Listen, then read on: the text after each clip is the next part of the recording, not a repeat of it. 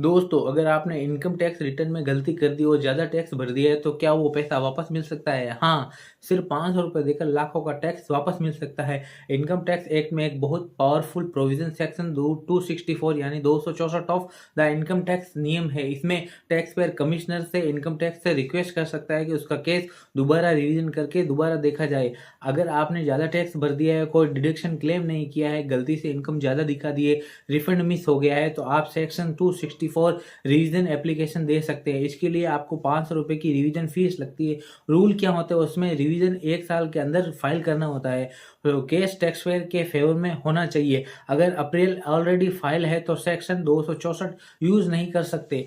अब एग्जाम्पल की बात करते हैं तो मान लीजिए कि आपने 3 लाख ज़्यादा इनकम दिखा दी, इसमें 60,000 एक्स्ट्रा टैक्स भर दिया। अगर आप सेक्शन 264 रिवीजन फाइल कर देते हैं तो डिपार्टमेंट केस रिव्यू करके रिफंड दे सकता है। आवेदन शुल्क 264 के तहत कमिश्नर को आवेदन करने के लिए एक निर्धारित शुल्क तय होता है। ये ₹500 है। शुल्क की राशि जो है वो ₹500 तय की गई है और ये शुल्क अनिवार्य है।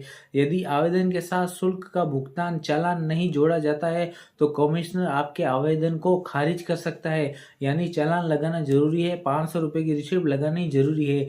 नियम ये है कि ये फिक्स है, चाहे आपका टैक्स विवाद कितना भी बड़ा क्यों ना हो। अब बात आती है कि ₹500 भुगतान कैसे करें, तो भुगतान करने के लिए सबसे पहले आपको ई फाइलिंग पोर्टल के माध्यम से किया जाना चाहिए। तो आप सबसे पहले पोर्टल पर जाए, incometax.gov.in पर जाकर ई पे टैक्स का विकल्प चुनें। चालान नंबर ITNS 280 चालान का उपयोग होता है। और टाइप ऑफ पेमेंट की बात आती है तो भुगतान करते समय टैक्स ऑन रेगुलर असेसमेंट 1400 यानी 400 का विकल्प चुनना होता है। और असेसमेंट ईयर में ध्यान रखें कि आप निर्धारित वर्ष असेसमेंट ईयर का ही चयन करें। इसके लिए आप रिवीजन चाहते हैं। और तीसरे पॉइंट की बात करते हैं तो धारा 264 के तहत रिवीजन कब कर सकते हैं।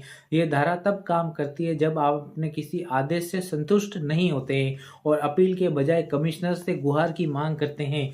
और समय सीमा इसमें क्या होती है कि आदेश प्राप्त होने के 1 साल के भीतर ये आवेदन प्राप्त होता है। आवेदन जरूरी होता है करने के लिए और अपील का विकल्प छोड़ना होता है। यदि आप धारा 264 चुनते हैं तो आप उसी आदेश को कमिश्नर से अपील कर सकते हैं। CIET अपील्स में नहीं किया जा सकता। ये आप इसमें अपील करके आप अपना रिफंड मांग सकते हैं, लेकिन आपका रिफंड ठोस होना चाहिए। आपके पास सबूत होना चाहिए कि मैंने ये एक्स्ट्रा क्लेम नहीं किया या मैंने एक्स्ट्रा पे कर दिया है। तो दोस्तों, ऐसे ही वीडियो पाने के लिए आप हमारे चैनल को लाइक करें, शेयर करें और कमेंट करें। मिलते हैं अगले वीडियो में, तब तक के लिए धन्यवाद। Good bye.